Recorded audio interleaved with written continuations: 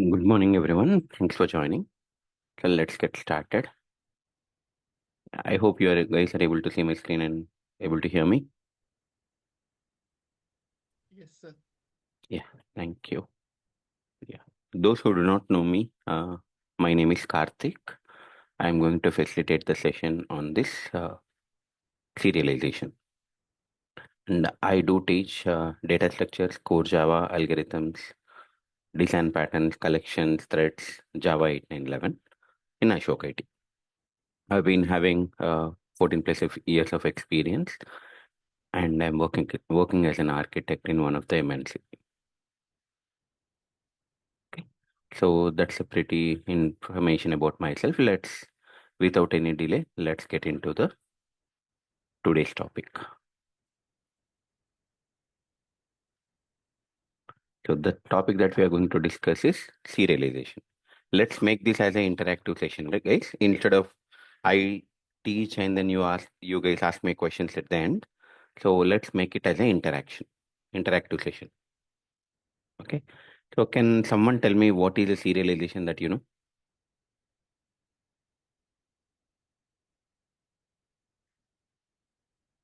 Anyone, even if you are wrong, not a problem. Sir, process of writing objects into the file. Okay. Yeah. Yes, KK. Actually, this was planned at 9:30, but I had some emergency. I mean, I had to take some appointments of doctor, so I had to move it to 8. I hope you understand that. Yeah. So any other answer? I see one answer like object state into writing the object state. Any other answers from anyone? Serialization to transferring the data through the network and saving the database or file systems. Okay. So let me tell you, serialization is a process of converting object into a series of bytes and convert or transfer over a network. Okay, I repeat, serialization is a process of converting object into a series of bytes and transfer over a network. Okay, this is a definition of serialization. Okay, now in some of the question they may ask you, does the serialization applicable for static variables, static methods? By looking at this definition, what is your answer? Is the serialization applicable for static variables and static methods? No, sir. Answer is there in the this definition itself. Look at it and then let me know.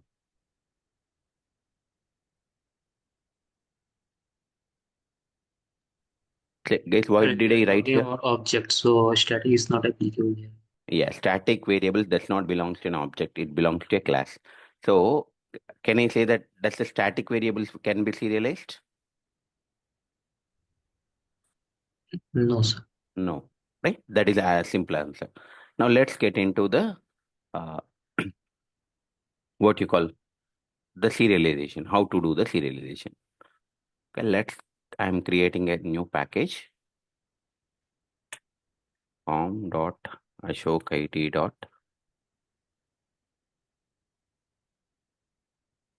Okay, so now in our what are the objects that we generally serialize in our projects? Other classes, right? Sorry. Model classes like other classes, model classes. Okay. Now, why this serialization is required? Let's see. So you have in your project, you have a UI framework, correct? And you have a Java or Spring Boot framework, and then you have database. So can I say this is one layer, this is one layer, and this is one layer? Now, what you do, whenever you get a information from UI, you will take it in the Java, and then you transfer it to a DB and then store it. Now again, you take the data from the DB using Java and then you transfer it to UI and then display. That means, can I say my data is transferred over a different network? Correct? How you have a communication between UI and Java? It's a network only, right? HTTP protocol, right? How the web applications are working? HTTP protocol, hypertext transfer protocol only, correct? That means these protocols are nothing but part of network only, right? So this is a classic example, like when you're transferring uh, UI to backend, backend to UI, then you need to convert the object into a series of bytes. Now, how do you do that using? We can do that with a serialization. The entire topic is called as serialization. How this serialization is achieved in Java? Using a serializable interface. Using a serializable interface. So I'll tell you, let's talk about this. Let's create main method. Now what I will do is let me create. So what do you send over the network? Generally, employee information or department information or any object that has a setters and getters, right? Say, for example, in your object, you are taking the login. You have a login table. Then you will store username, password, is personal identification, like first name, mid name, last name, mobile number, Aadhaar card. So if in database, if you have a table called personal identification, then for this personal identification, you need to get the data from UI. So UI, you get a JSON object, right? And then what do you do? In the Java, you prepare a entity object or Pojo class, correct? In that, you have a personal identification object, and then inside that, you have a first name, mid name, last name, everything. You will set a object and you will send it. That means any object that has a setters and getters where you are storing the information, that has to be transferred over a network, right? So for time being, I'm using a employee object. I'm creating a class called employee. Inside it, I'm creating int AMP ID, string EMP name, double EMP salary. Okay. Now let me create a constructors and then setter getters. Source, generate setter getters and setters. Okay. Now source, generate constructors using the fields. Now I created a employee class with the constructors. Now what I'm doing is, now the question is uh, writing the converting the object into a series of bytes. How do you do? Writing it to a transfer it to a over a network. In order to do a transfer over a network, now I don't have a what you call web application, right? What I will do is I will convert the object into a series of bytes and then I will write that object into a one notepad document. And then I will give that notepad document to you guys. You can read it and then construct a original object. That is nothing but a deserialization. First of all, how do you convert that? Let's see that.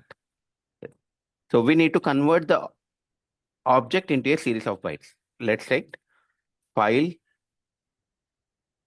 output reader or file output stream f equal to new file output stream. So let me give you the file location. Let's go to this property.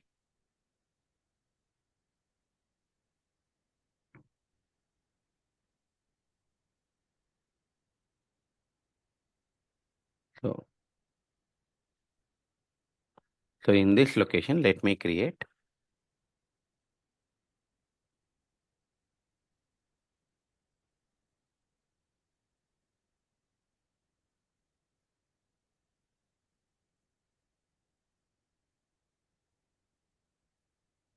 So I just created one .txt document. I did not create it in this location. I am telling in this test.txt document, create a output, convert the object into a series of bytes and store it.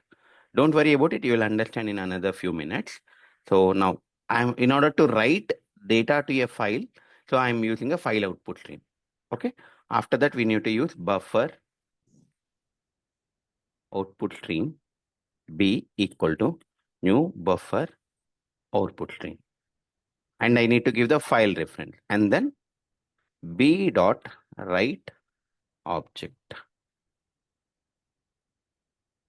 So which object I want to try? So employee, correct?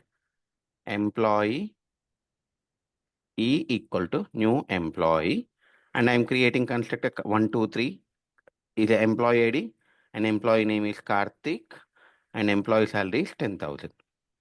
Okay. Now I want to convert this employee object into a series of bytes and transfer over a network. Now once I do that, I will do write object, or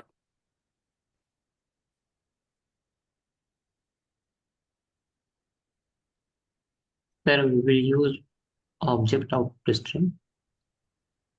no, let me use file output reader. Okay.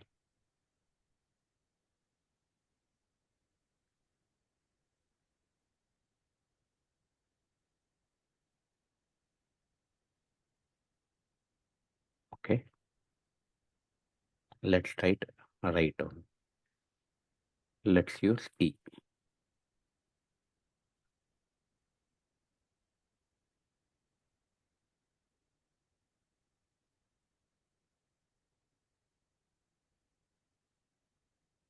Okay, just a minute.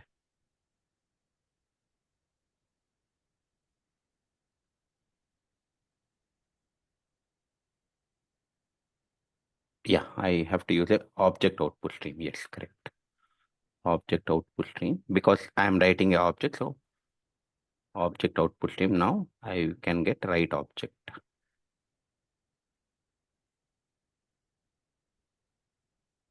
So you can see write object. Yeah. So write object I am writing. Okay, done. Now let's run this program and see what will happen. I'm just running the program and see what will happen. So let's debug as Java application.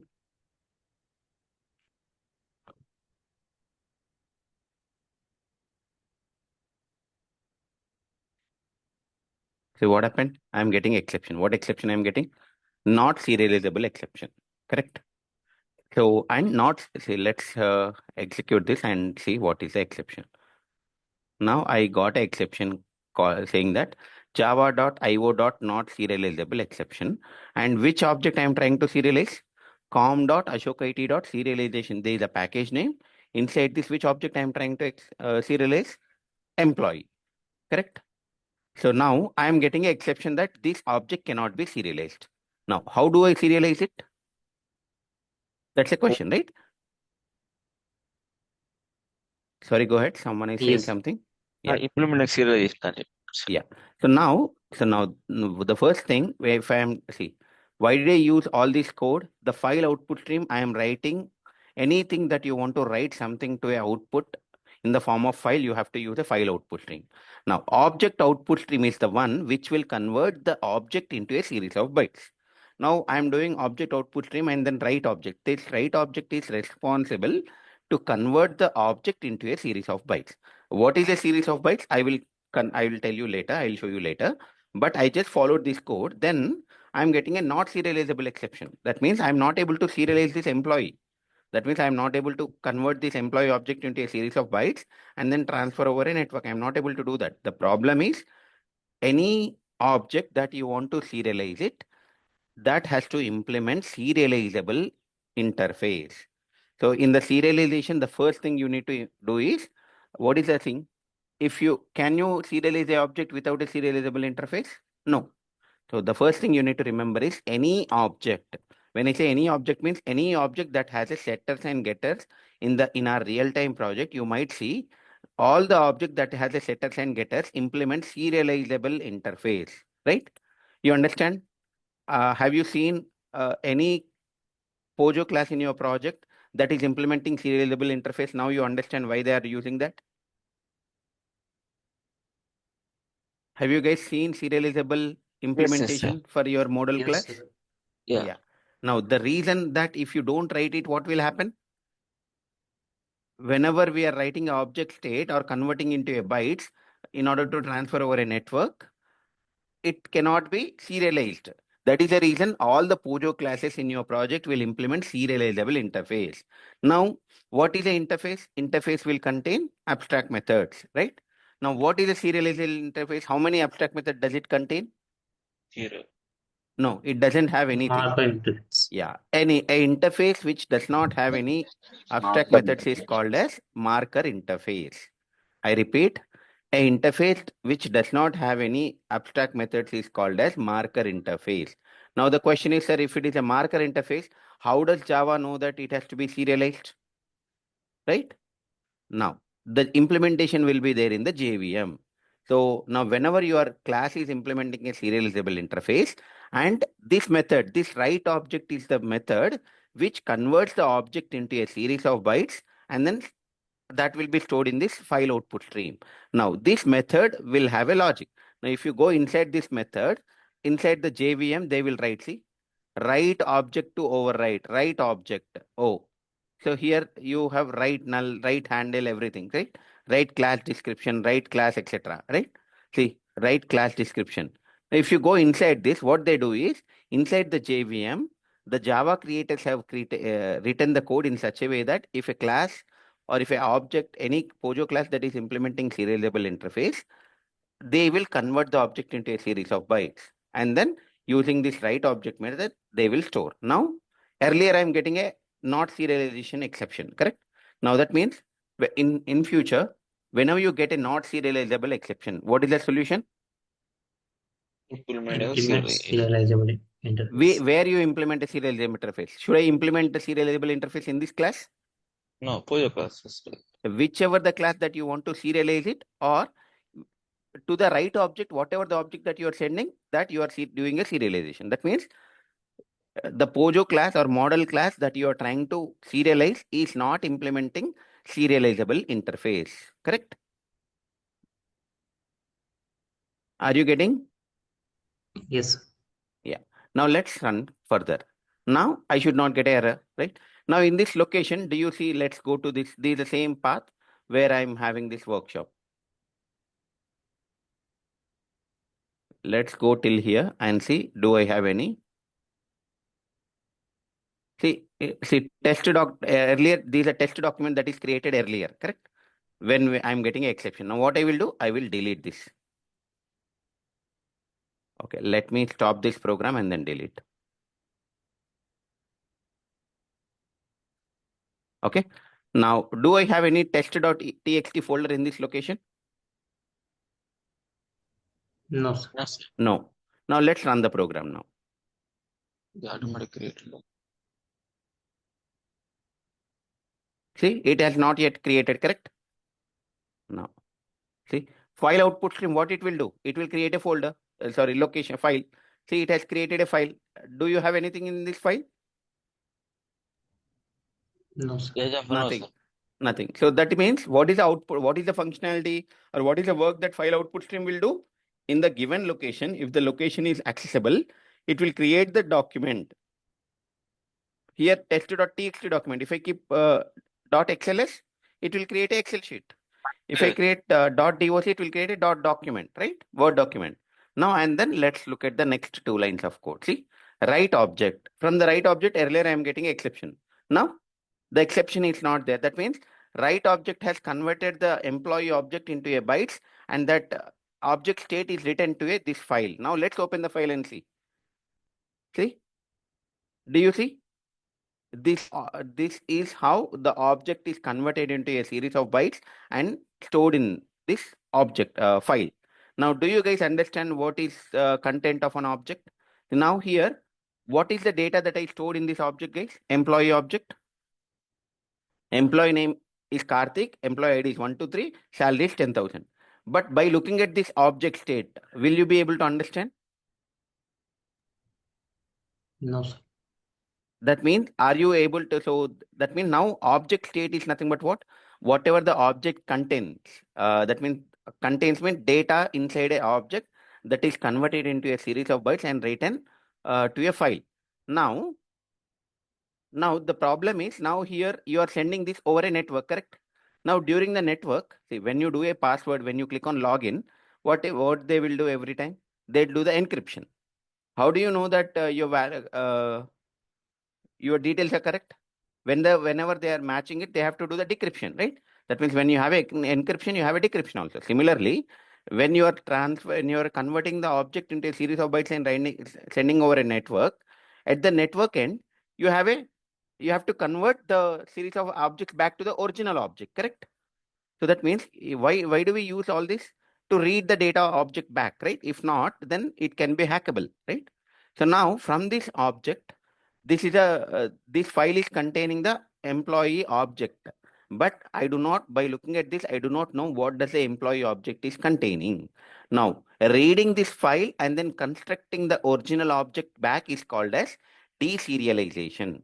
I repeat, reading this file and then constructing the original object, or in the original object, what is the employee name? Karthik, employee ID 123, and then printing that is called deserialization. Now, some people will ask me, sir, here you itself, you know the details, but why do you need during the deserialization? Assume that some of students you have joined today class, right? Some of them are not there in this class. Now, for example, what I will do is here, this is a test document. Assume that you did not listen, whatever I have explained, you do not know. Or let's time being, I am stopping sharing, guys. Now I am changing my object data. Okay. Okay. I am changing my object data and I'm running my, I have ran my program. Now what I will do, when I ran my program, now let me share the screen to you guys.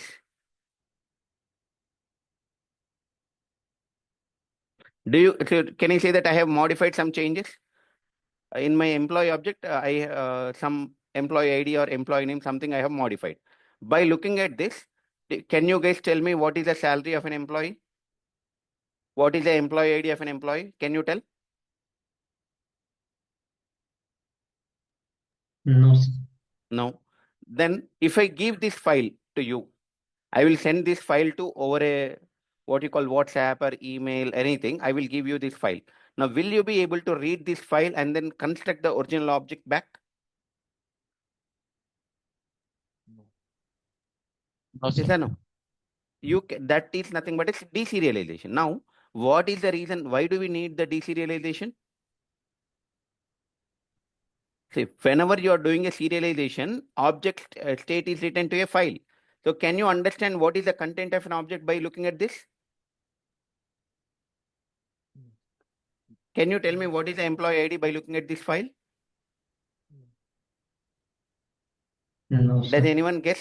I have modified it. Earlier, I have written 1, 2, 3, but while I stopped the sharing and then I have modified it. You guys do not know what is my employee ID, correct? So now, since I do not know the data, now I need to construct back. Like, see, I am doing a serialization. Someone else needs to see. I'm in India. I am there, and I'm transferring.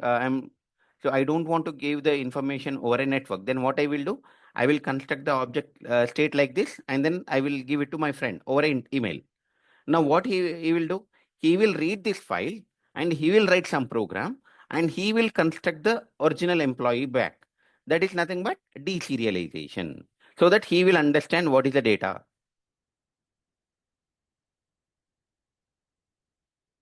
So, KK, if whichever the object that you want to serialize, all the objects you have to write it through the right object. Okay. Now, let's do the deserialization.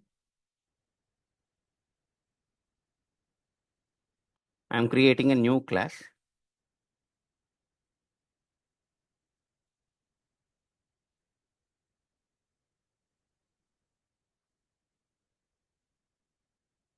Deserialization example. So, let me write main method. So that means this is the code my friend is writing. So whenever I have sent him the document, what my friend is doing, he will write a deserialization and then. So in order to deserialization, what am I saying? I am giving this notepad document to my friend, correct? Now what does my friend has to do first? Read this notepad document. Am I right? In order to read the data in the Java, what do you do? File input stream, Input correct? stream. A Yes. file input stream f equal to new file input stream. Then what should I give? Where is my file location? Where did I keep? See, when I sent a data file to my friend, he will put it in some my Windows, desktop, or documents, etc. Right? So copy this location and then What is the file name? Test.txt, correct? Now what this line of code will do? It will read the document, agree?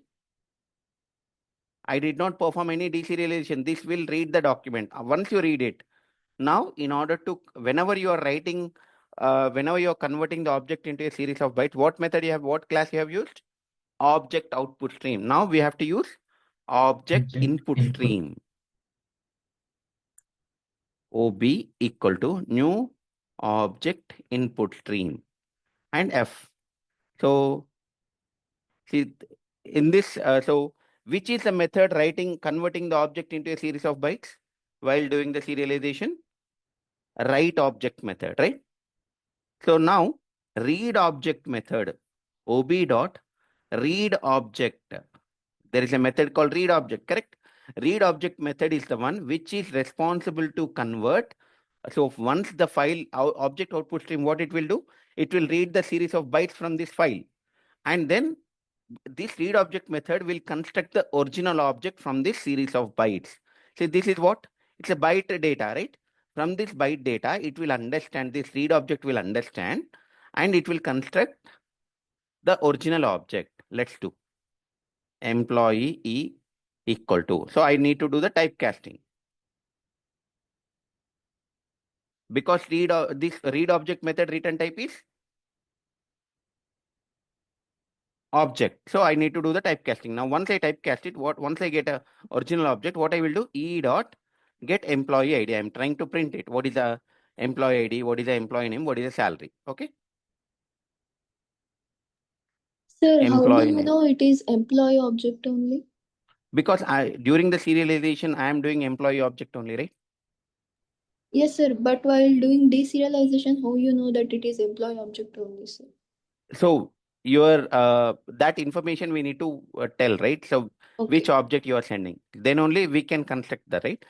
See, you're not telling what is the content inside an object, but you can tell what is the object that you are serializing. You understand, right? Right, right. See, inside an employee, what is the employee name? What is the employee password, login details? That I'm not revealing, but I'm just revealing in my entire project.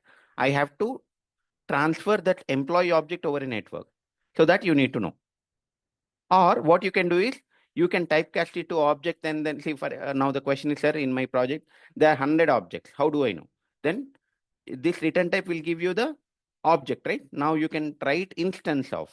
If it is instance of employee, you print. If it is an instance of department, you print that. Like you have to write if and else condition. Okay. Now let's run this, debug this program and see first. First line, what is the responsibility of this first line? Read the file, correct? This line for line number 12 is not related to deserialization or serialization, guys. It is just reading a file. See? If the file is not there in this location, what will happen? If in this location, the file is not there. File Or not the found, location is wrong. Yeah, file not found, right? So that is a checked exception. See, you got input stream, file input stream. See here, location and then FD, etc. Now object input stream and then read object. See, now let's look at what is the read object I got. Employee ID is 456, employee name is Karthik ABC, employee salary is 10,000. Now, how do I compare whether it is correct or not? Let's go to my, see, I stopped the sharing and then I have modified the content. You guys may not know that, right? Now let's go to serialization example. What is the object contains? Employee ID is 456, employee name Karthik ABC, employee salary is 10,000.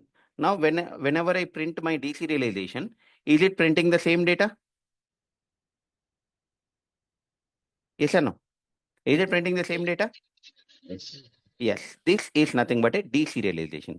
What is a serialization? Converting the object into a series of bytes and sending over a network. And what is a deserialization? From the bytes, converting the original, getting the original object is nothing but a deserialization.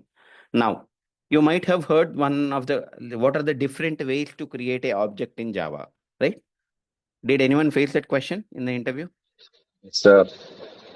Yeah. One way that everyone knows is by creating a new.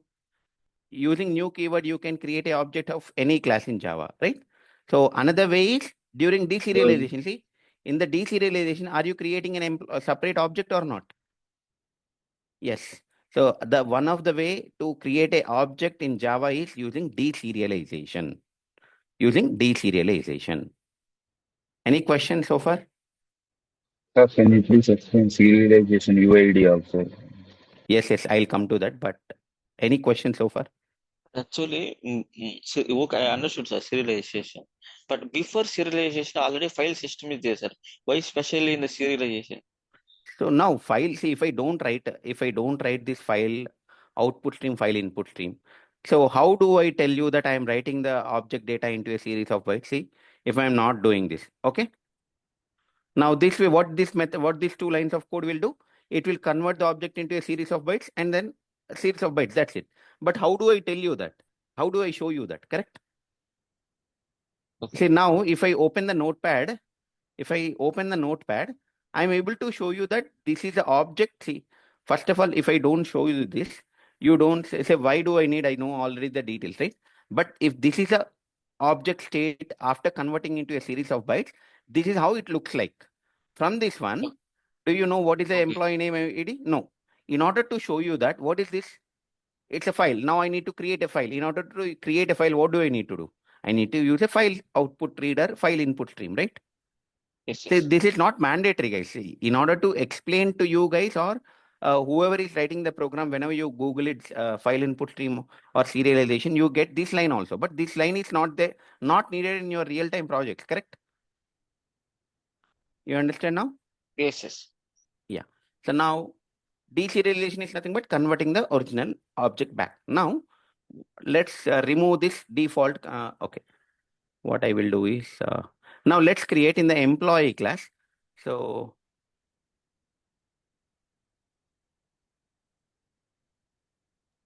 Sir, one let's small create. doubt, sir. Yeah. Can you please go back to that class?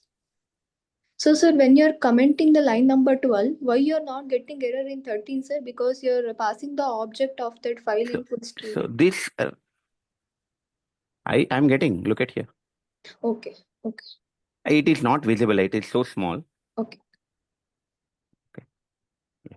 Now what I will do is what these variables, guys? Instance Instance variable. variable. Now let's Instance. create one static variable. Okay. Now static variable belongs to class, correct? Class and Public static. Tell me some variable name, guys. Department name. department. Department name equal to CSC. Okay. Now, sorry, my bad. It should be string. Let us take EIE. EIE is nothing but Electronics and Instrumentation Engineering. This is one of the department in the this one. Now, so it's a static variable. Now, so whenever I now since I have added one more variable, now do you think that I should I should run the serialization example again, or is it not needed?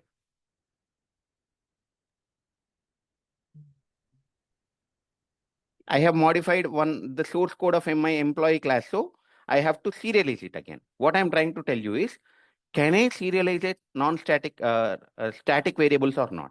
Right now, let's run the serialization program again.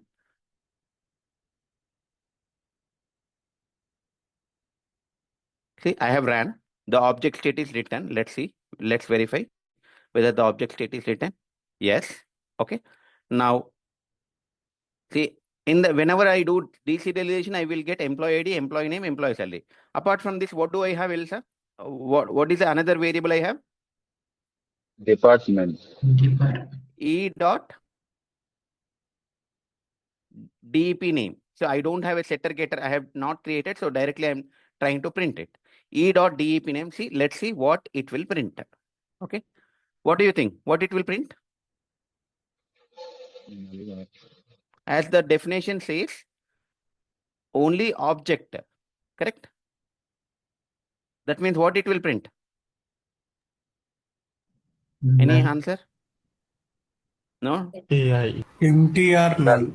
Not null. It's a EIE. EIE is nothing but it's a static variable. Whatever the object that initially you have had, that only it will print. Now, what I will do is during serialization, I will change. Okay. Now E dot DEP name equal to mechanical. Okay. Now let's change it to let me create one more object. E1 4561 ABC1 1 lakh and IT. Okay. Now, can I say that, see here, whenever you are creating a class, see, when the class variable will be set during the class loader, first static variables will be initialized. We have load, link, initialize 3 steps. During the load, link, initialize step, this static variable will be set. Okay. Now, during the serialization, I am trying in this, whenever I create an object, using object, I am trying to modify the name. See, using an object means it can be a reference variable, it can be object, you can think, right? So I'm modifying. So that means, can I say, if you modify in one object, what happens to the static variable? All the objects has to be modified. Now, either if let's see whether it will display the mech or IT. It will display the predefined value only, not modified value. So let's change it to E1. I'm serializing E1 object. Okay. Now let's run the program. Serialization is done. Now let's deserialize run the deserialization. Answer line number 16. You have See? not. Sorry. Line number 16. You not change. Okay. Even fine. Let's run the program. Okay. Now let's run the deserialization program. See, what is the output I can see still? EIE. That means whatever the changes I have done in this serialization program, mech or IT. See, what do you think, guys? Generally, a static variable can hold the memory only once, correct? If I'm modifying through E1, but still it will modify in all the places, right? Because the memory will be allocated only once for a static variable. Ideally, it has to show IT, but it is showing EIE. The reason is, let me tell you, now whenever you are doing a read object, what it will do? It will create a new object. Whenever it is creating a new object, it will go to this class. So whenever it is creating a new object, what is the predefined value you have given first time? EIE. So that is the reason EIE will be printed. But for example, if you don't initialize this variable anything, then what is the default value for this variable? Null. Null. So now if I serialize it and then deserialize it, what is the value I will get? If I deserialize it, what is the value I will get? Null. Null. That is because that is the default value. That means what is the value of a static variables after deserialization? See, if you think that serialization is performing the static variables also, then what is my, for example, here E.dep name mech I kept, E1.dep name IT I kept. Whether I'm using a E object or E1 object, this is a static variable. All the objects will be modified. The latest value is IT. So whenever after doing the deserialization, if IT is printing, can I say that static variables also serialization is happening, correct? Yes. But what is the value I'm getting? After deserialization, what is the value I'm getting? I'm getting null. What is the meaning of null? Why I'm getting null? Because during whenever you are creating a object, whenever during the object creation, what is the value you have given? You have not initialized anything. If you don't initialize anything, string is a wrapper class in Java. What is the default value of any object in Java? Null. Null. Correct? So generally, the people will give you whenever you study, you study like this, correct? Like DEP name, something like that, right? But when it comes to interview, they'll give you some object like this, right? Now, after deserialization, what do you think? Will I get null? No, sir. No, whatever is initialized, you will get that object. So this is the important point you need to remember. So now the question is static now. Now, can I say that? Now you are getting, whenever I deserialize it, I am getting EIE. Does it mean that serialization is happening for static variable? No, sir. No, because if it is serialization is happening, what is the value you should get for department name? IT. IT, either IT you should get or a mech or anything. you should get any of these two values, then you can say that serialization is possible for static variable. But what is the output I am getting for department name? I am getting EIE. That is nothing but your class level value, right? So that means what is the concept here? Serialization is not possible for static variable. Even if you try to do the serialization for static variables, what is the value you will get? What is the initialized value at the class level? Correct?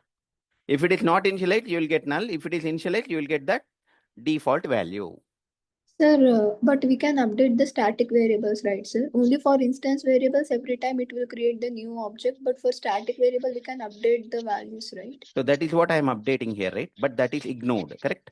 Okay. See, here, the way you're, see, if I am updating within the class, that is different.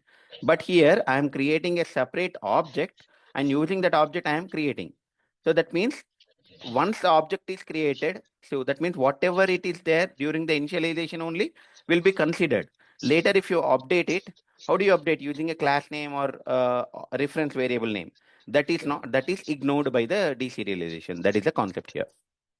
It will look at the initialized value, because when during the deserialization, what it will do is this read object method will call the default constructor, right? And then default constructor, from the default constructor, it will look at employee. So whenever it is trying to look at the employee, it's a class. So static variables will be loaded first, correct? So here your static variable is initialized, so it will have the initialized value only.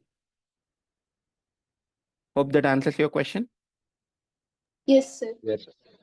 Yeah. Now let's look at how, see, now here let's take employee will have a password also, correct? Yes, sir. Correct. String login ID, string password. Okay. Now, so let's create a setter getters for this. Login ID and password.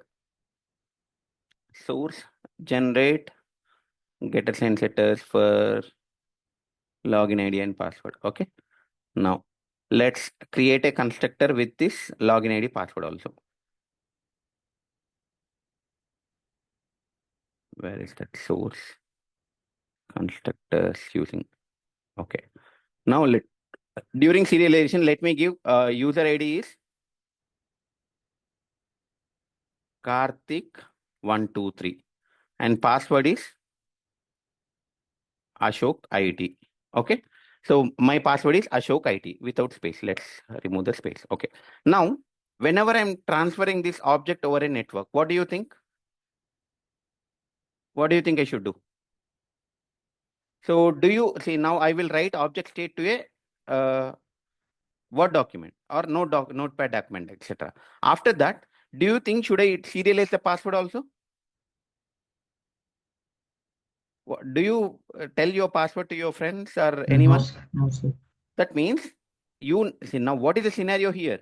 You want to serialize the employee object, but certain parameters of employee objects, I don't want to serialize it, correct? So that means what I'm trying to say is you have an employee object. In employee object, you have multiple parameters. You want to serialize all the variables except password, correct? For that, we need to add one annotation also. Consider. No, I'll come to that. So you understand what I'm trying to say, right? Here, let's run the program and see. I am running the program. Serialization is completed. Employee object I print. Now in this one, deserialization, let me print the password also. Sys out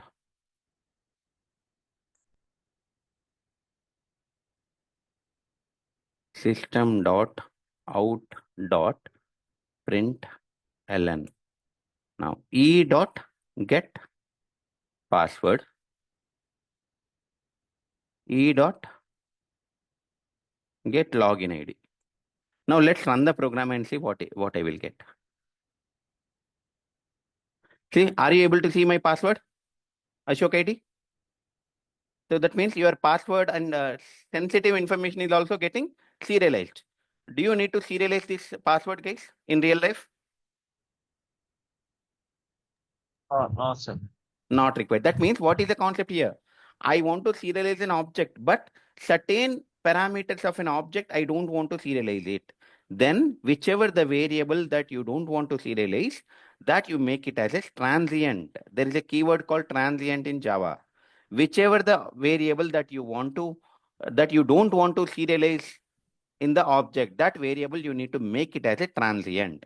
Now, since I modified it as a transient, then I will run the serialization program because I have modified the code. So I have to run the serialization again. See, I did the serialization. Object is converted into a series of bytes and stored. Now I am running the deserialization. Earlier you are able to see Ashok IT, right? My password. Now look at, do you see my Ashok IT password? See, first name is employee ID, employee name, salary. These three. Fourth parameter, what do you get? Password, what are you getting? Null. Null. That means is the object is your password getting serialized? Yes. Yes, sir. No, No, it is sir. not serialized, right? No. Yes. It is So that trans means, because of yeah. trans. So now you might have seen in the interview what is the use of Okay. transient keyword, right? So transient keyword is the one through which you can not serialize a particular variable. Now the question is, after transient, what is the value? What is what is the difference between output of a deserial after doing the deserialization? What is the difference between static variable and transient variable? For static variable, whatever the initialization is there, that you will get it. But now let's put here itself. If I'm making this variable as a string, let's initialize it to ABC. Okay. So that means I have initialized the password to ABC. Now, what do you think? Should I get ABC or should I get null? Null Null. as well. Null. Null. Because that variable itself is not serialized. And why it null? It's a string object. What is the default value of a string? Null Null value object. Mm. Object. String is an object, so you will get null. Now let's put one more in the employee. Let's make it as a, let's put one more transient, sorry, int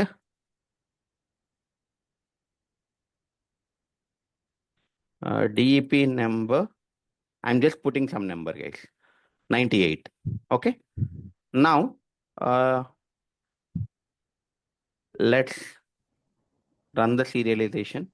Let's put okay. E dot set or E dot DEP number equal to some number I'm setting. Okay. Now I will run the serialization. Okay, serialization is completed. Now after deserialization, I'll try to print that number. DEP number. What do you think? Output. 0 will come. So it's a primitive value, correct? Int is a primitive. So what's the default value of a primitive variable? 0. 0. Hence, that means what is the difference between static variables and transient variables after deserialization? For transient variables, whatever the default value of the data type, you will get it. The default value of int data type is 0. You are getting that. Default value of string, any wrapper class or any user-defined class, the default value is null. You will get that. But what is the default value of a static variable? It depends on your initialization. If you are initializing with some value, you will get that. If you don't initialize it, you will get null. Hope you understand. This is most frequently asked question in the interview. Sir, can you please once revise why the default, whatever value we initialize for the static variable that gets printed instead? So whenever you're doing the deserialization, this read object method will create a object. I'm telling you, right? Whenever you create an object, what will happen? You need to know, first of all, whenever what happens whenever you are running a program, class will be loaded, correct? Class loader comes into picture. In the class loader, when the class is loaded, there are three phases: load, link, initialize. During the load, the class will be loaded using a JVM class loader. And during the initialize step, there are three steps: load, link, initialize. During the initialization step, all the static variables will be initialized. Now, whenever you do read object, you are technically speaking, you are creating an object from the stream. You're creating an object. Whenever you're creating object, first employee class will be loaded. During the load phase, the class will be loaded. Same again, initialization phase will be there. In the initialization phase, it will look at what is the default value of this employee class for this static variable. It is EIE. So that means EIE will be set. If I don't have any initialization parameter, it will be null, correct? But here, during the deserialization, it will load the class and then it will create an object. So hence, during the load, whatever the value is there, it will look at that. Okay, got it, sir. Thank you. Okay. Now let's look at why this, how the, so now here, how this serialization is happening. That's a question, right? So JVM understand that. What JVM will do is, JVM will create something called serial version ID. JVM will create serial version ID. What is serial version ID? It's one number, it's an int number that JVM will create. How it will create? By looking at your package structure. When I say where, in which package my class is present, employee class, see com.ashok it.serialization, this package structure, and then it will look at all kinds of variables you have, methods you have. That means that is a metadata of your class.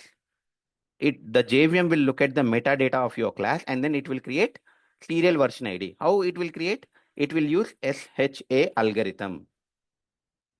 SHA is nothing but secure hash algorithm. I repeat, by using your package structure, variables names, method names, or that is entire thing is called as metadata. So JVM will look at metadata of your class and then it will create a serial version ID. How it will create? Using a SHA algorithm. What is SHA stands for? SHA stands for secure hash algorithm, which we do not know it. Since it is, as the name itself is telling secure, only Java creators know. They have written, they know how this algorithm works. You cannot find the code for this. So using this algorithm, it will create one number. That number is called as serial version ID. During the serialization and during the deserialization, the serial version ID should be same. Now, do you see in the below the employee, do you see one yellow color symbol here, guys? Light yellow color here. Yes. So Yes, what is sir. that? It is telling the serializable class employee does not declare static final serial version ID field for the type long. Correct? So that means I did not declare the serial version ID. So if I don't declare anything, JVM will create and then it will understand. Or I can create it. Let's click here. Add default serial version ID. See, look at here. In your projects also, Fiori is not speaking. Please go on mute. Yeah, thank you. In your project also, you can see that this serial version ID will be created by you guys only. Because if you don't create it, whenever you change it, the Java JVM will create the new one. So here, you can create your serial version ID. It's a long number. 1L is nothing but any long number in Java will be represented by L. So do you need to keep 1L only? No, you can keep 2L, 3L. This L will tell you that it's a long variable. Any number you keep, no problem. If you don't put it, JVM will create it. If you put it, JVM will ignore it. Now, so this is a serial version ID. I have kept it. Now let me run the serialization. Okay, I have run the serialization, done. After doing the serialization, let me change this serial version ID to 4L. I just change it. Now let us run the program of deserialization. It will not happen. See, it is telling you invalid class cast exception because what did you do? You have modified the serial version ID. See, employee local class is incompatible. See, serial version ID is 3. The local class serial version is 4. That means, can I say that this serial version is the principal component that is used during the serialization now? What did I do first? In my employee class, earlier I was not using this one, correct? Did I use this one earlier whenever I explained like from past uh, 45 minutes I'm explaining? At that time, did I use the serial version ID? No. If you're not using, JVM will take care. It will create. Okay, you don't need to worry. But can you create? Yes, you can create. What is the number you can give? Any number, any long number you can give.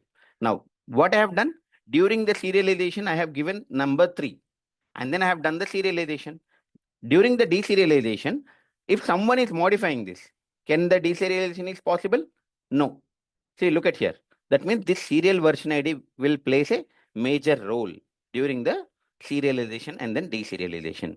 You should, whenever you're doing a serialization and deserialization, you should have the same value. Now I kept it 3 and then run the deserialization program. Am I getting the output? Yes.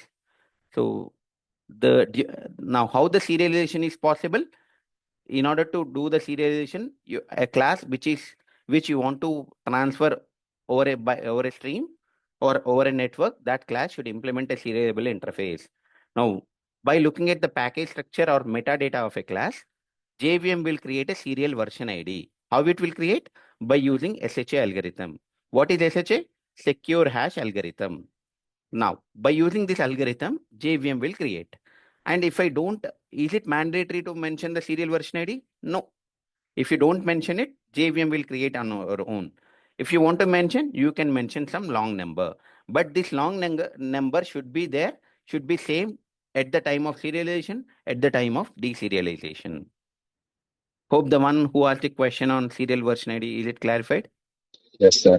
Thank you. In real time, they will use default one, sir, or No, either. we use some number. Okay, sir. In Thank real you. time, we use some number because if you give the control to the JVM will create based on your package structure, right? So what do you do in your projects? Most frequently, you add the new variables, setters, getters, etc. Right? So better to use the user-defined one. And have you ever seen anyone modifying this variable name number? No. No. If you modify, immediately your manager will come to you, right? Yeah. So, So it's sir, not, is it a you good can modify practice? it, but what thing is you can modify it, but you make sure that after modification only you do the serialization and deserialization both. But if you first you keep 3 value and then do the serialization and then modify and then do the deserialization, it won't work. Okay. Both classes are linked up, sir. Yes, because see, here when during the deserialization, which object you are getting employee, it will go and look at your employee class and the serial version. You see, from this, what does JVM will do is, see here, when you are writing this object state to a network, JVM internally write. See here, you can't see, but it will write by looking at this JVM. This read object method will go to the JVM. So JVM has a flexibility to read what is the serial version ID from this data. Okay, it has read it as 3, right? Now it will compare that is the same in the employee class or not. No, it is having 4. Now 3 is not matching with 4, so it will not do the deserialization. Hope you get it. Earlier, what I have done is I made it to 4, correct? Yes, sir. First, when it was 3, I have done the serialization first. Now, at the time of deserialization, how it is identifying? Whenever you do the read object, what Java will do is, from this file, it will identify what is the serial version ID. How? Again, it's a secure hash algorithm. Using secure hash algorithm, it can identify the serial version ID. See, the serial version ID also will be written to your object state, but I cannot identify that, right? So from this file, it will identify that the serial version ID is 3.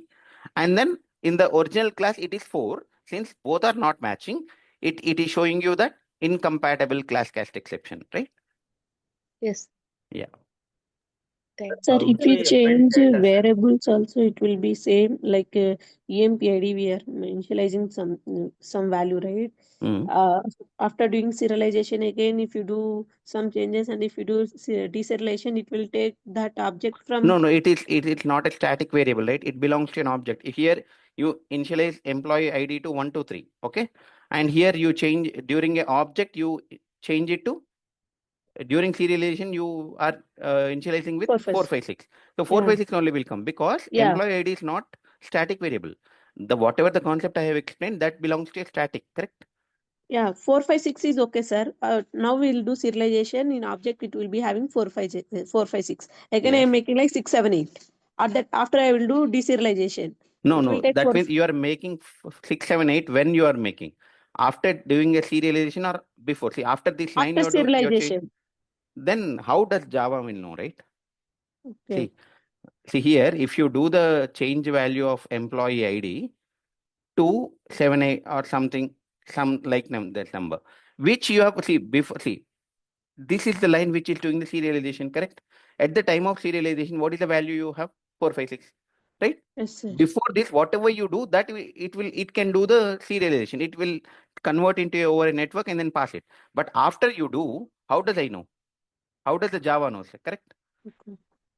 You understand what I'm trying to say? Yeah. Before writing object, how many ever times you do the change, latest change, because what is the object? See, inside a object, you are changing one variable. So that means for that object, there is a specific memory will say. In that memory, you are modifying the value 5 times. The latest value will be serialized. After Yes. serialization, if you do, how does Java know that this is the value I should do? Correct? You understand? Yeah. Yeah, sir. But in case of serial version ID also, it will be same thing, no, sir. That during Yes, object yes, it creation. is. It is same. But before, see what Java will give you is, now let us change that e dot 456. Correct? Now you are changing here. So what do you think you should get? It will get. See, let's change it to e dot set employee ID is to. Now here first, whenever the object is created, I kept 456. Now I am changing it to 6565. Now I am changing it to 8790. So before doing a write object, what is the value you have? 6565. This only will Yes. be coming. Yes. This is you modified afterwards, so which you don't get it. Let's run. I think you can also try, but I'm just showing.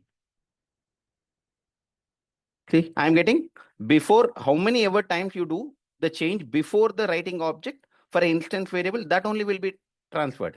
Because the reason, see here, it is as simple as that, right? You after you have written a serialization, you are modifying. How does this write object will know that? Correct? Yeah. But in case of serial version ID, it is getting no, right? After we are making So, changes also. so serial version ID, what it will do is whenever you are writing a object, see here, this object data is transferred, it's written into a series of bytes, correct? Yes or no? Yes, sir. Whenever now I have modified 765, correct? Now, whenever you are writing 765 object state, everything is written to this file. Now, Yes. in this file, you have a serial version ID also. Okay. Now, what is the serial version ID you have? 3. 3. Now, if you modify it, the first check that Java will check is whether am I doing the correct transformation or not, correct? So what the Java will do is from this file, it will read the serial version ID, it will get is 3. But the current serial version ID is 4. These two are not matching. That means the Java is thinking that this is not the file. You have done the serialization. So that means whether you are whenever you're going to some house, you will check whether if the flat number is same, you will go no, right? You No. need to check the apartment name, colony, everything, correct? It is the Yeah. same thing as like whenever you are doing the deserialization, first it will make sure that am I doing the deserialization for the correct class that is serialized. So during the serialization, you have a serial version ID as 3. But now during the Yes. deserialization, someone modified and it changed to 4. If you are doing a deserialization, you are doing wrong, correct? Yeah, got it, sir. Yeah. So Sir, While doing this is the deserialization, it will check serial ID, version ID, and it will not yes. If it check is like matching, then only it previously. will go further. Yeah, If it is not, it will see, not check for yeah. the remaining data. Whatever the data in object only, it will take while Look at doing here. it. It is also a static variable, not an instance variable, correct? Yes. Yeah. Static variable. What did I tell you? What is the initialized parameter? It's there. It will look at that value, correct? Yes. Yeah. Sir, but already the file got created, no, sir. So Yes. why it will look at the code again? So it has to just deserialize the file. So if I modify it, then how does the Java should make sure that you are doing the correct file deserialization, right? Okay. So that is the reason serial version ID will be checked. Okay. Sir, If what we will be the modify best remaining practice? data also, it will not mind, right? Just it will look only for serial version ID. Version If you ID, modified yes. also old object data So only, that sir. is what I have done, right? 1, 2, 3, and then I have modified it. Yes. Just try that. Okay. Sir, how to The add new transient objects to the One existing person file, at a sir? time, please. Yeah. Sorry. How to add new objects to the existing file, sir? How to add new objects to the existing file? What does it mean? Suppose for one day we serialize some 2 3 objects, sir. Hmm. After few days, again I added a few more. To the same See, file I object added. serialization is like here, whenever you are doing a write object, here, you call this write object for the new method again, correct? Write object, even. But the file is same, no, sir. Will it be overwritten or what? So you write a mechanism in such a way that you don't override the previous one. If you have the, see, if you don't do any change for the existing object, the same will be loaded, correct? If you modify it, it will change. It's as simple as that. No, sir. File output stream means it always create a new file, no, sir. Yes, it will create. See, but it is overriding the previous one, correct? See, here I'm explaining that Of course, to sir. You are actually we are doing with static data, right, sir? But what if the dynamic data is there? even if it is dynamic data also, in the dynamic data, you don't write a file, first of all. Okay. In your project, do you think that you will write a file? No, sir. That means, why am I writing this file? To show you that this object state is written to a file. Okay. In your real time project, you don't do all this. Your Spring Boot framework will take care of all this, correct? Yes. Yeah. So that means the file writing will not be there, right? Right. So We'll whichever the object databases. yeah, whichever the object you are trying to transfer, like using from the REST API, you send the object return, correct? Yes. So how does it will go? It will look at the predefined framework, correct? Spring Boot Yes. framework. In the Spring Boot framework, if you look at it, whichever the JSON object you are sending, inside the JSON object, you might have multiple objects also, correct?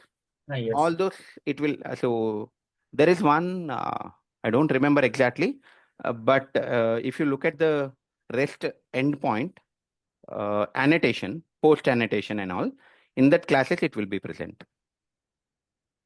Okay. Okay. So, sir, what will be the best practice, whether writing the long value for serial version ID, or let JVM decide that? Because Just we, in general, in project, we write the serial version ID. Because if you're, see, in projects, we might change the project package structure also, correct? Class structure also we might change, correct? In sometimes I can create one more sub package inside this package. So you don't give the ability to JVM, you write on your own. Okay. Yeah. Guys, this is about the serialization and deserialization. And I see, likewise, I do teach core Java, collections, multi-threading, everything. So I'm sharing the thread demo classes here for you all in the chat. If you are interested, you can watch the demo classes. That will be helpful for you guys. In the threads, I have completely explained, like there's separate course on the threads. Like we talk about thread pool, executor framework, etc. And in the collections, we talk about how does the array list works internally, how the collection framework is working, how array list works, how hash map, linked list, stack, queue. I do teach data structures like sorting, searching, algorithms, etc. And then core Java. So currently the collections and data structures is going on.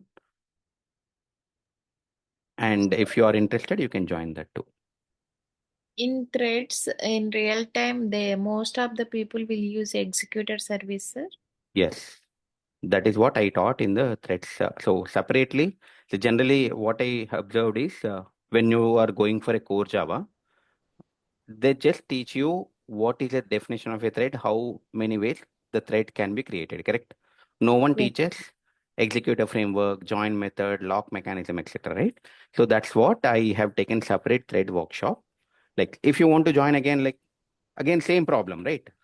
People will teach OOP principles very good, but when it comes to threads and collection, they'll ignore. So separately, I had a thread workshop recently completed 10 to 15 days back. If you want, you can enroll for this. So this is what we have covered. Threads. So everything covered in that workshop, sir? Yes, see, you can see on my screen whatever the content I'm showing, like object lock, class lock, serialization, different thread states, notify method, yield method, join method, executor framework, callable, single thread pool, cached thread pool, fixed thread pool, schedule thread pool, a deadlock, future interface, volatile, re-entrant lock, retry lock, cyclic barrier, semaphore, thread group. All this will be covered, and I have shared the notes also. And before going into that, do you guys, are there anyone who are part of my threads or core Java? Anyone who are part of my threads? Yeah, Manas. Can you please be little loud? Can you share your experience or feedback? actually sir had explained in both core Java OOP principles and also in thread. He explained each and every framework with practical examples. So it is very easy to understand whatever sir has taught. We were not knowing before thread how it was working, and sir has showed all internal implementation and he has explained in a detailed way. So it made us understand very easily. So I hope this is one of the best training. I mean, you can take that class so that it will be helpful for you. You can easily understand what all the topics are taught. You will never forget that. Yeah. So the one who asked the question, like executor framework and thread pool, right? So I have taken like today I have explained the serialization like the what do you call the theory of just maximum 5 minutes, right? After that, I have explained the concept using programming. The same way I have done entire whatever I teach, I follow the same thing. Yeah. So Sir, in this list, difference between feature and compatibility theories here, right? yeah, yeah. Sir, is it free workshop or when the class time?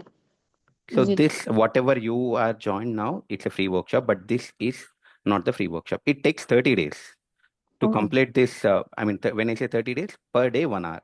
It's a How 30 much, hour sir? class. It is How around much? close to 2000, I guess. wait, So is what that you can currently do, going on or when it's it is just going to completed. No, it's next just completed. when You can listen to the recordings. we need to buy those recordings? Yes, I mean, when you enroll for this course, they'll give you, you'll get notes, code, recordings, everything, and you'll have access up to 1 year. If Means we you're not get going to any do doubt, live sir, classes, sir? Live classes, I mean, I do not know when I will be starting next, but we just completed the recently. If you want to have a live, then you need to wait for some time. And I cannot Okay. guarantee or promise you at when I will going to take the next one, because currently I am taking the data structures and algorithm. We just class started with collections. So in collection, the way we are going to learn in the collections is first collections we are going to learn the internal implementation of all the sorry internal implementation of all the predefined data structures like array list, hash map. We just completed the demo classes of collections. So we just completed the demo like 6 classes, and we are yet to start hash map, linked list, stack, and queue. And then I'll talk about the advanced data structure topic like time complexity, space complexity, bubble sort, dynamic programming, graphs, matrix, pattern printing, and these are the programs that I have written. So all this we are going to look at. So currently this is going on. This takes 3 months of time. So when is it? What time it is? Morning 7 a.m. to 8 a.m. So don't worry. So guys, I hope I have sent some links in the chat. First of all, can someone verify if you have got those links? Yes, sir. Yeah. yes, sir, we So got it. the first link is threads. All the demo classes will be there. Second one is collections. The third one is core Java. Whichever you're comfortable, first listen to those classes. And I mean, don't buy anything, don't get it in anything. First listen, take your time. These are around close to 7 videos or 7 hours of videos are there. Like every day I explain, like today I have explained serialization, right? Similarly, in the threads, I will explain, like first I explain like what is the reason, how does the thread work, what is the definition of a thread. In the collections, I have explained how to create a custom collection. In core Java, I explained from starting, like what is core Java, how do I do, etc. Okay. So just listen to those recordings, and if you think that it is going to be useful for you, then what you can do is you can reach out to Ashok IT. So let me ping Ashok IT. See, just go to this ashokit.in website. So let me, okay, sorry, I could see. Let me log out. So here you can call this number, okay, or you can do the chat, WhatsApp chat here, okay. Better to call this number. They'll give you more information on what is the fee, etc. First, don't worry about the fees. First, listen to the recordings and see whether is it useful for you or not. Then you can think of enrolling for the fee. Okay. And I will request admin to send all the information over email, like threads, demo videos, data texture demo videos, core Java demo videos, and what is the fee for all this each. So all of you are going to get an email from the Ashok IT on the registered email for this. You have joined this Zoom link using some email, right? On that email, you are going to get an email. So if you are interested to join, then you can use that email. Hope that clarifies. It's not about money. First, understand, like don't join the course and then later you might not feel that it is not useful for me, right? It's a waste of money and time. So just If listen to the recordings and then make a decision. if we join for data structures and algorithms, sir, are we able to do lead code and hacker rank everything, sir? Yes. So I can see no one can guarantee you what question can be asked in the interview, right? Are you with me Yes. with that? Yeah. So, but what I can do is see during the class, so you can see on my screen. So see for linked list, how to insert middle, head, print. See these are the hacker rank challenges we are going to solve. Similarly, stack trees also, and for sorting also. See these are the links that are there. See some of them are from lead code. See what website doesn't matter, right? If you know the concept, it can be a lead code, it can be a hacker rank, it can be hacker earth. You can solve anywhere, right? So I am Yes. going to see most frequently asked question I have taken. All these are the hacker rank questions. In the class, we are going to open this link and provide a solution and see how many test cases are passed or failed. Like, see, look at comparing a linked list, merge to single list, sorted, cycle detection, all the leaves of a binary search tree, height of a tree, depth of a tree, level order, vertical order, everything I'm going to explain and then solve these problems. And after solving this problem, no one can guarantee you. See, if I have to be honest with you guys, no one can tell you what question can be asked in the interview. But what is the advantage? This can give you the ability to think. See, for example, now I have told you print all the leaves of a binary search tree. We on the binary search tree, we are going to solve n problems. Now, if the new question is asked, at least it will give you, you can think like this is how binary search tree will work. You can give a guess and then try for the answer. That is the only Yeah. thing you can. Logically, we can develop. Yes. You may not be 100% sure, right? At least you have an idea. That itself is better, right? Nowadays, I mean, no one is looking at for the solution, guys, like writing a code because everyone is using Chat GPT, GitHub Copilot, all this, right? It gives you the code, but what do you need to have? You need to have an idea, right? How to implement it, how to solve the problem. So solution design is more important nowadays than writing a code. Yes, sir. Yeah. Thank you. Could you explain the significance of volatile keyword? So not now. It's covered in the threads because this is a serialization, right? Not belongs to the volatile. So for this serialization and deserialization, can we have a end-to-end flow like if we have a MVC-based application or a REST API? Yes, you So can do. You can do yes. whatever I have explained. Just remove this code. You keep it as a Spring Boot project, and you can create a UI and then a So database. overall, if like if you can explain from No, the previous I will not classes. be able to explain now because the time is over. I'm already 25 minutes late. Okay. Okay, okay. Yeah, you Karthik, can try. For Yeah. the JSON part, just like uh, concisely, I wanted to know like how it is serialized. Then I from so the if possible, I would see the next time.